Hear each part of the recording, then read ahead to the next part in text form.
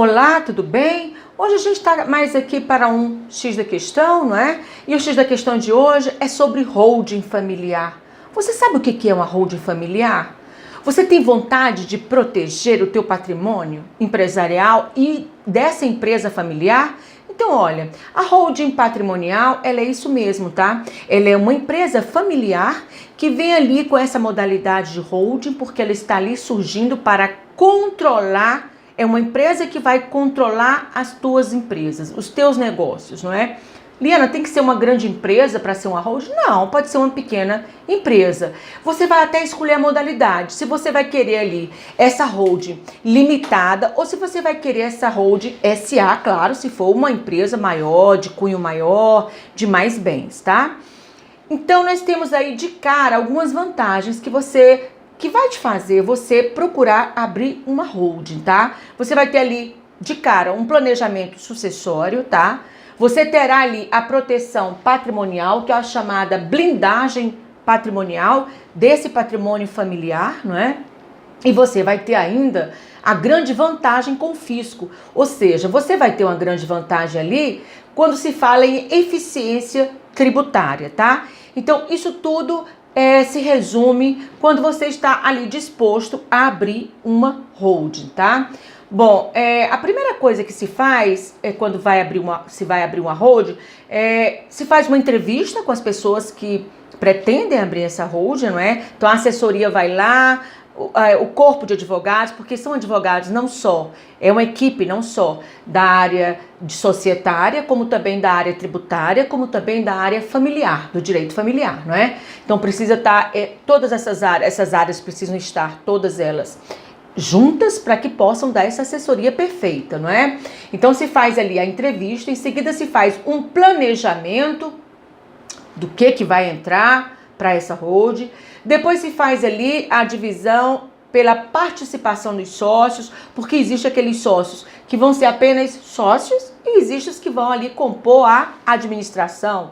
E geralmente vai compor a administração, que é o órgão de maior deliberação, que cabe maior participação como voto, aos titulares dos bens que serão ali doados, como ali os titulares das famílias, o pai, a mãe, não é? Esses serão geralmente os administradores, não é? E em seguida se faz ali a explanação, a divisão dessas tarefas, do cargo de cada um, da função de cada um naquela sociedade, para então que se faça a doação das cotas, tá? Então é feito todo esse planejamento para que se chegue à formação de uma holding familiar. Olha, a holding é muito importante, a holding vem ali fazendo uma blindagem patrimonial.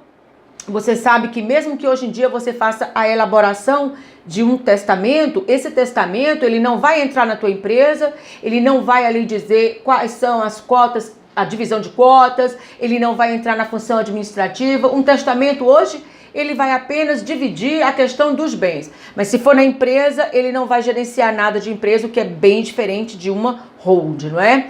Então, a holding, ela vai fazer a transferência da titularidade desse patrimônio social, dessa família, desse casal, ou desse pai, ou dessa mãe, do patriarcal ou matriarcal, não é?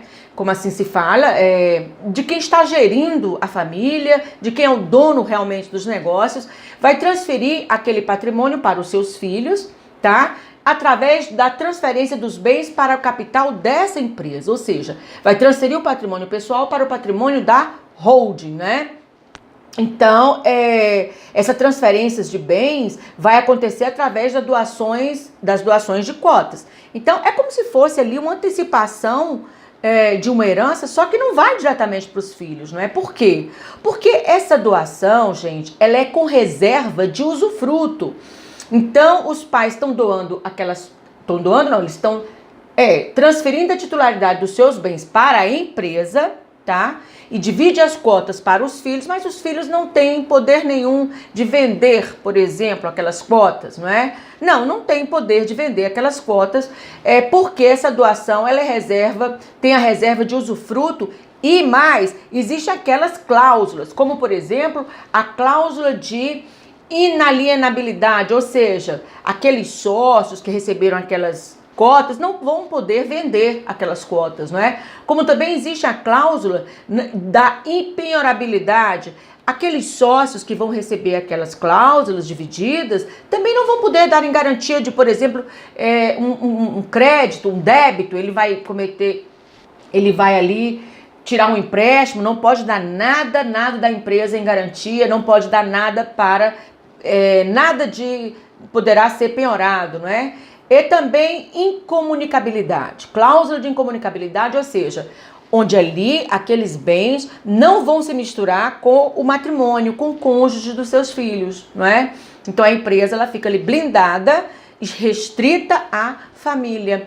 Então há esse processo no holding e esse patrimônio fica blindado para a família, não é? Então há essa distribuição entre sócios e administradores. Liana, mas se os filhos forem alguns menores, bom, essa distribuição ela é feita e é claro que será feito um estudo antes, quem tem capacidade para administrar, quem não tem, ou mesmo, se ninguém está querendo administrar, os pais já são mais velhos, contrata-se um administrador de fora para fazer essa administração, né? Então não tem nenhum problema, tá? É lógico que todas as funções são devidamente reguladas no contrato da holding, não é?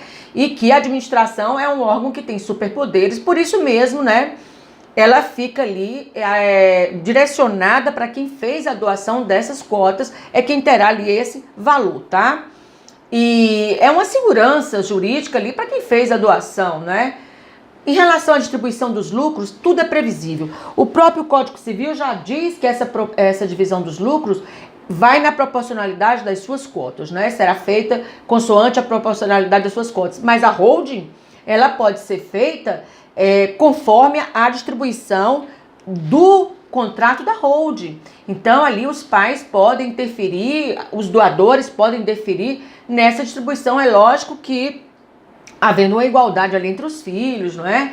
Mas os pais podem ter uma distribuição ainda maior, tá? Então é um direito societário, todo ele ali traçado, não é? Dos problemas, para evitar futuros problemas familiares, não é? Numa morte, o inventário, ele pode até ter um testamento que vai dizer de quem é quem, mas há sempre discordância, não é? Pode gerar sempre conflitos e através de uma holding já fica tudo estabelecido, inclusive quem vai assumir a administração, quem assume as tais cotas. Então, olha, e por acaso se houver um azar e um filho falecer antes do pai, essas cotas da empresa voltam para os pais, não é? Então não vai lá para os herdeiros dele, volta para os pais e os pais sim dão a destinação. Então, é tudo muito bem regulado, tá?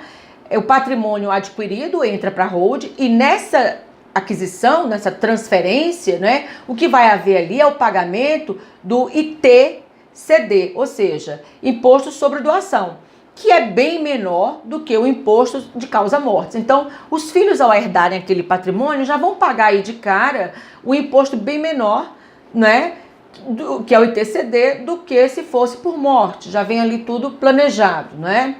E outra coisa também é que, além do pagamento por morte ser bem menor, as despesas com aluguéis, se essa família tem bens, ela está alocando bens, ela está alugando bens, a tributação sobre essas receitas de aluguéis, ela cai ali, 50%, não é? A tributação que você paga numa holding em relação se fosse pessoa física, não é? A oferida de pessoa jurídica, ela é bem menor do que pessoa física. Sem falar também de que essa holding, se ela quiser vender algum imóvel, a venda por pessoa física, o imposto também ele é muito maior, não é? Do que a venda por uma pessoa jurídica, que pode entrar ali como se fosse uma venda ali de uma mercadoria, pode entrar como se fosse uma venda de estoque daquela empresa, tá?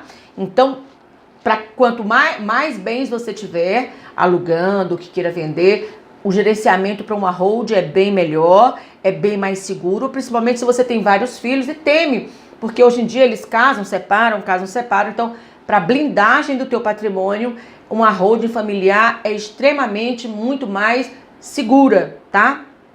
Então, eu faço aqui uma observação para todo mundo que tem um certo patrimônio, quer proteger esse patrimônio, e principalmente familiar, e que também quer proteger de débitos de terceiros, né, de credores, de dívidas pessoais que não sejam da empresa. Então, esse é uma ótima... você vai investir em algo que seja bem seguro para a sua família. Vocês gostaram? Então, se vocês gostaram, dê um like no meu canal. Olha, ativa aí o sininho para os próximos vídeos, próximas postagens, e aceito temas para os nossos próximos vídeos, tá bom? Tchau, tchau e obrigada!